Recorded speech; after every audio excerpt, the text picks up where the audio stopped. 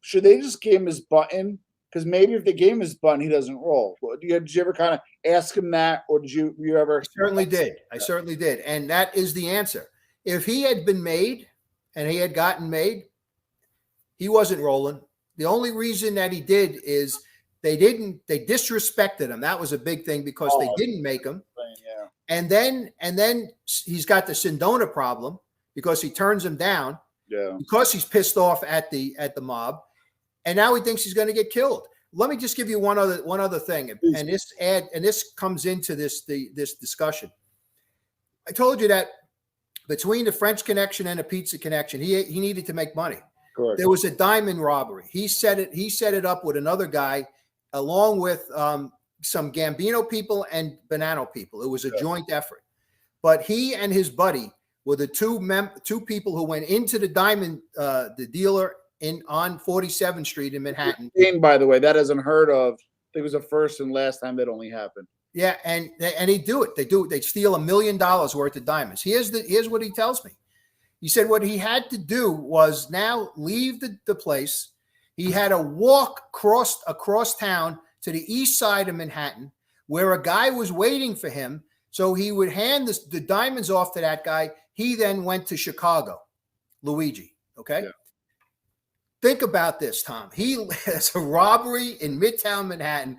And this guy, who certainly doesn't look like he belongs in the middle of Manhattan, is able to get all the way across town and drop the diamonds off into the hands of somebody who takes it and hands it to a fence whose name is Enzo Napoli. And Enzo Napoli was a guy who had been investigated by another detective friend of mine. He was the liaison between the Sicilian Mafia and the American Mafia. Okay. Oh, so he goes to Chicago. Luigi says, I check into the hotel they tell me to check into. And I get a room. I have a room. And he's a drinker and he's a ladies' man. He's down at the bar and he meets a woman. The woman is an older woman, and she gets the discussion. Why are you here? Where are you doing? What are you doing? What's your room? He tells her where the room is. She says, you know what? I have a daughter who's about your age. I would like you to meet her. And we have a suite upstairs. Why don't you just leave your room? You can come to live with us in the suite until you're here. He says, this is great. He said he died and went to heaven, right? Packs up his stuff, goes up, and he stays with this woman. That night, a hit team from Brooklyn comes to the hotel and goes to the empty room. Asks the desk clerk where was he staying. She takes him up to the room. They open up the door and they shoot the whole place up. Luigi is not there. He's upstairs in the suite with the old lady. He finds this out the next day. And he now realizes what had happened. And who was behind it? Enzo Napoli, because he never got along with him. So now he comes back to New York. I'll skip that. He comes back to New York, sits down, and he says to me, Mike, they never even give me my share of the diamonds. It's weeks now, weeks. They want to kill me.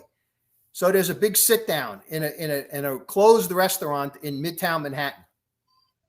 There's a guy, Enzo Napoli's there with the diamonds. These other people, someone from the Bonannos, someone from the Gambinos, and they're divvying up all these diamonds. Nobody is pushing any towards Luigi. He says, they tell me that they're going to give me $30,000, me and my friend. He says, do you believe this? $millions of diamonds? 30,000. That's what I was going to get. And not diamonds. You're going to give me money. He said, Mike, but at the end, when I give you all these diamonds out, he says, some lawyer even got it. Some lawyer for the family got some diamonds. There's one big diamond left. He thinks, oh, okay, well, that's going to be mine. He says, Enzo Napoli looks up behind where Luigi was sitting, and someone comes into the restaurant, sits down. I said, who was it? He said it was Paul Castellano. Oh, he sits at the table. They give Castellano the diamond. He says, thank you. I said, what happens next? He says he gets up and he leaves. He says, I'm basically left with nothing, $30,000. He says, I want to kill this guy Napoli, but I can't because he couldn't do it. He didn't get permission, and he says, if I don't get the permission, I don't do it. I assume Enzo was a made guy, right? What's that? I assume Enzo was made. Enzo Napoli was a made guy. Yeah. Yeah. So So add all of these things up. That the the Sindona thing not being made. He finally decided that he couldn't take it any longer. And one other thing about him, when he turned himself in, the FBI took him to a motel in Westchester to debrief him. Yeah. His wife and kids went to another place. And he gets a call that night from his wife. And she says, the agents are gone. There's no one here. Apparently the agents left her in wherever they put her. Luigi went nuts. He told me I almost killed the agent who I was with. So they fixed that. 2 nights later, he's in his room. He gets a knock on the door. He opens the door, and there are 2 guys. He describes them to me. 2 guys in suits.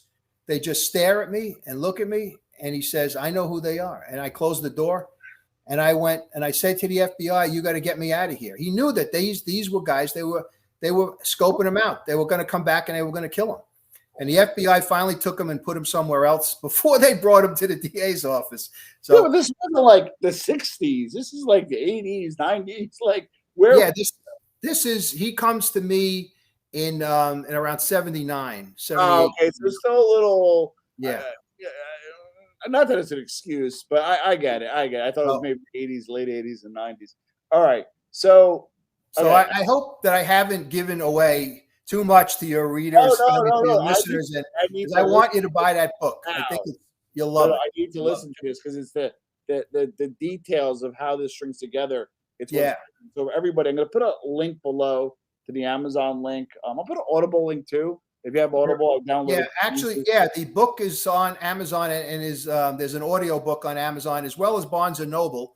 Yeah. And another link, another place called Tantor.com. Tantor Media was the company that is behind the audiobook. So perfect. And then I haven't listened to it yet. So I